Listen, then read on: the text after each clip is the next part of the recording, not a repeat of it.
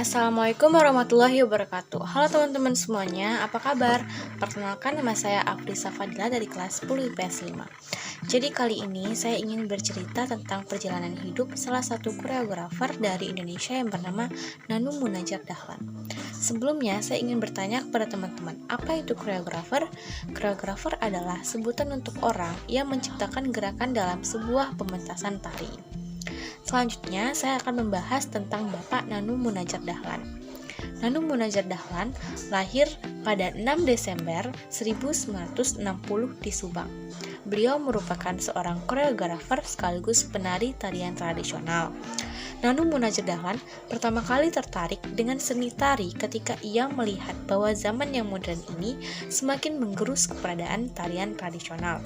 Berbekal tekad yang kuat, Nanu memutuskan pergi ke Indramayu, Jawa Barat untuk belajar tari topeng Cikedug dan tari topeng Losari.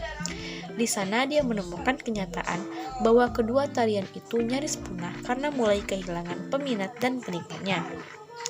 Melihat hal ini, Nanu berkeinginan kuat untuk mengembalikan kejayaan tari topeng Cikedug dan tari topeng Losari yang pernah menjadi tontonan masyarakat tahun 1970-an.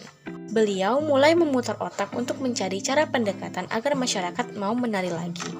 Ide besar ternyata beliau temukan di masjid kecil yang ditumpanginya setiap malam. Saat itu beliau mendengar seseorang bapak sedang melakukan wirid dengan bersenandung. Setelah kejadian itu, beliau menjadikan faktor nyanyian yang lembut dan merdu menjadi pendekatan utama. Beliau pun mengadaptasikannya dengan gerakan tari topeng Cikedug dan tari topeng Losari. Beliau pun berhasil menciptakan sebuah tari baru, yaitu tari sadrah atau ikhlas, yang berceritakan tentang pasrah dan keikhlasan manusia dalam menghadapi cobaan hidup.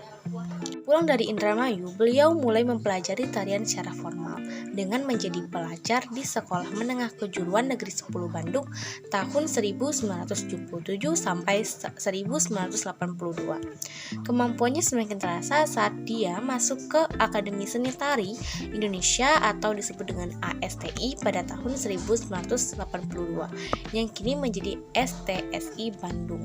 Di ASTI, keinginannya ingin menjadi penari profesional semakin tinggi. Berkat latihan keras, kemampuan teknik dan mentalnya pun semakin tajam. Ia kerap diajak oleh seniman besar, salah satunya pencipta tari Jaipong Gugum Gumbira, sebagai seorang penata tari. Kemudian pada tahun 1986, beliau mendapatkan gelar pertamanya dari ASTI. Ia juga melanjutkan S2 di program studi pengkajian seni pertunjukan Fakultas Ilmu Budaya Universitas Gadjah Mada Yogyakarta pada tahun 1998 sampai 2004. Seusai menimba ilmu di Universitas Gadjah Mada, beliau berkesempatan menjadi dosen seni tari di STSI. Lalu pada tanggal 20-21 November 2010, beliau menggelar Cihedug Festival dan mengajak masyarakat desa Cihedug, Kecamatan Parangpong, Bandung Barat untuk turut serta meramaikan festival ini. Tujuannya ialah menarik minat masyarakat. Selain itu, beliau tidak hanya menampilkan kesenian dan upacara tradisional yang kerap dibawakan masyarakat, tapi juga membalut penampilan beragam kesenian itu dengan menyesuaikan mata pencaharian masyarakat. Penghargaan yang beliau dapatkan: pertama, juara pada Festival Parade Tari Nusantara di Jakarta tahun 1990.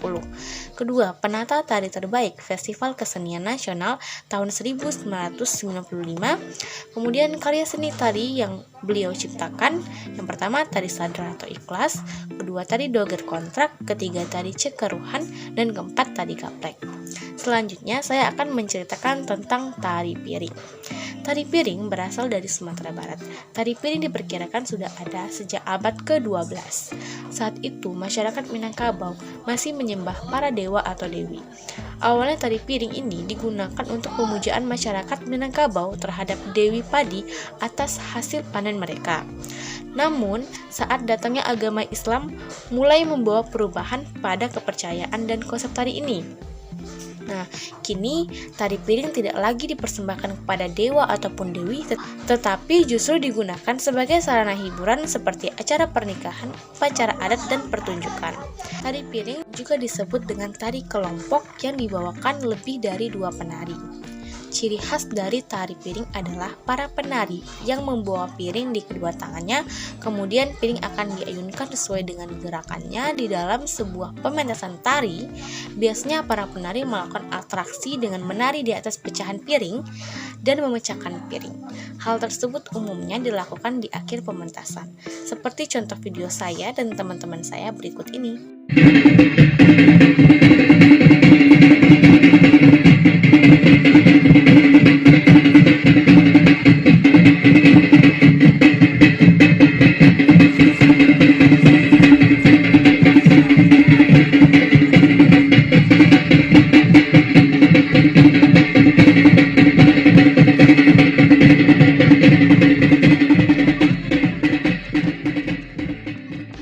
Gerakan yang terdapat dalam tari piring antara lain gerak bertanam, gerak menyabit, gerak mengirik padi, dan gerak berguling.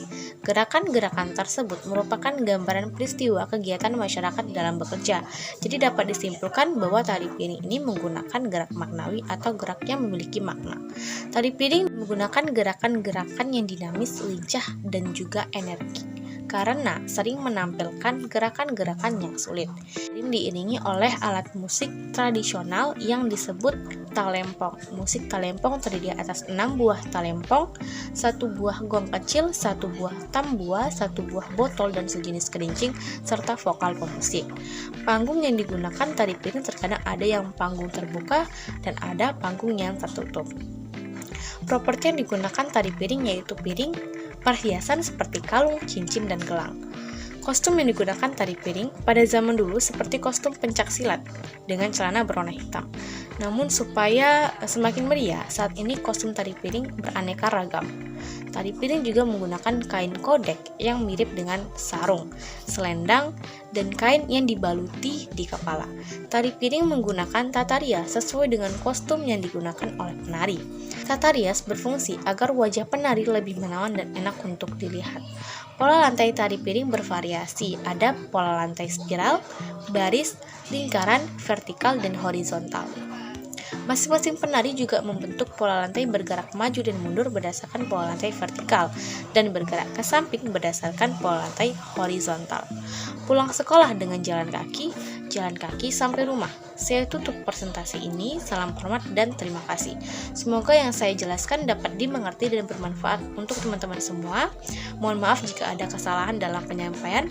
Wabillahi taufiq wal hidayah. Wassalamualaikum warahmatullahi wabarakatuh.